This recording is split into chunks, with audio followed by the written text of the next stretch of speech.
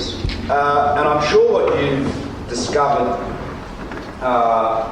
already is that leadership is very much a function of character. You have got to know yourself. You've got to be confident in yourself. You've got to know who you are and what you believe and what you stand for. And you've got to be consistent about that. So you can't, you know, a lot of people go through life and want to be friends with everyone. There's no reason not to be friends with everyone, but if the price of being friends with everyone is not being true to yourself, then that's not consistent with leadership. So you've got to have a very clear understanding of who you are and what you stand for and what you believe in. You've got to have respect for the people you're working with. Respect is extremely important. You often may probably hear me talking about one of the foundations for Australia's success. I believe the greatest, most successful multicultural society in the world. Respecting others is vitally important.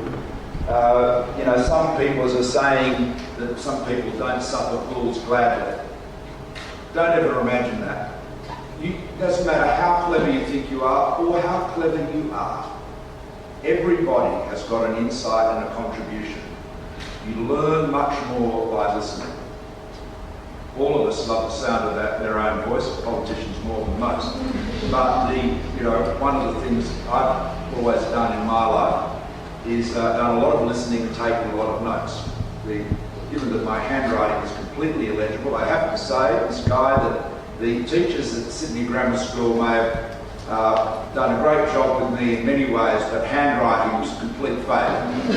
Nobody's perfect, so I've always done a lot of listening. That's very important. So respect is very important. The other thing that is very important in terms of leadership is communication. Now, again, it's critical when you're communicating with people to make sure that you're getting your message across to them. If you are the communicator, if you are the advocate, and the people you're addressing do not understand you, that's your fault. That's your job. Your job is to get your message across. So communication is very important. Always think about, am I explaining it well? Taking complex issues and making them simple without dumbing them down. You don't want to get to the point where you're actually insulting the intelligence of your audience.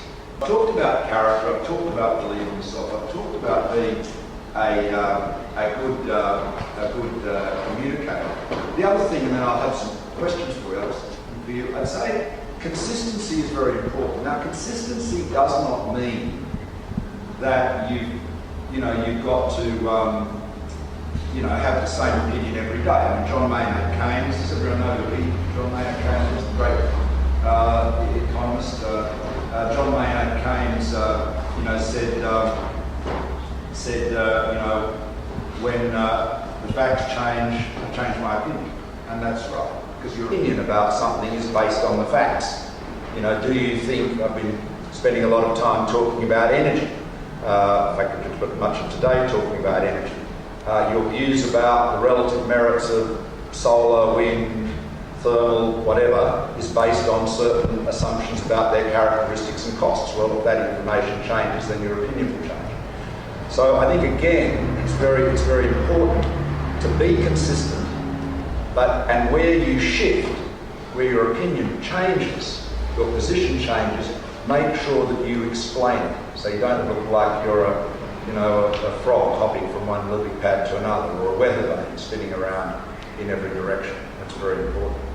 But you've got every opportunity ahead of you. Your prefects, great schools. I'd say keep your options open. That's the advice that I was always given when I was young, and it's good advice. We're living in a time of change, which is utterly unprecedented, both in its pace, speed of change, and the scale of change. If you think about how the world has been transformed simply by the arrival of a smartphone, and the fact that not everyone in the world, but billions of people literally have in their pocket a device which has the processing power of a 1990s supercomputer and enables you to communicate potentially with just about everybody else in the world.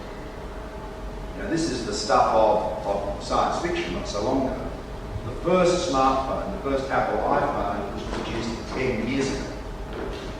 Facebook, with 1.5 billion accounts, started in a Harvard dorm in 2005 and really only started to become commercial in any meaningful sense about 10 years ago. I could go on, so there's a lot of other examples. So even in your young lives, in less time than your young lives, you've seen these extraordinary changes. Nothing's going to change in terms of that.